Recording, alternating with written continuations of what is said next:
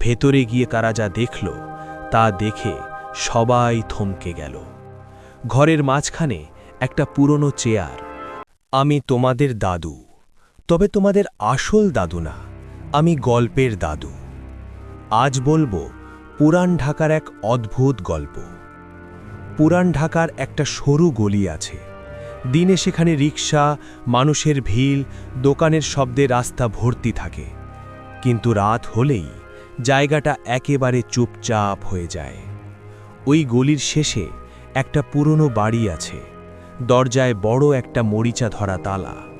জানালাগুলো সব সময় বন্ধ। লোকজন বলে অনেক বছর আগে সেখানে এক ধনী ব্যবসায়ী থাকত। লোকটা নাকি গভীর রাতে কারো সাথে কথা বলতো, কিন্তু আশেপাশের মানুষ বলতো ওই ঘরে তো আর কেউ থাকে না।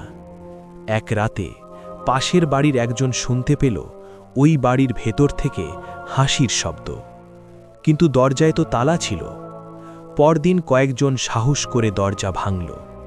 ভেতরে গিয়ে কারা যা দেখল তা দেখে সবাই থমকে গেল। ঘরের মাঝখানে একটা পুরনো চেয়ার, আর তার সামনে রাখা আরেকটা খালি চেয়ার। মনে হচ্ছিল কেউ যেন ঠিক একটু আগে উঠে গেছে। আজও নাকি গভীর রাতে ওই বাড়ির জানালার পাশে একটা ছায়া দেখা যায়। তাই পুরান ঢাকার ওই গলি দিয়ে রাতে কেউ সহজে হাঁটে না। তোমরা কি মনে করো ওই বাড়িতে সত্যিই কিছু আছে?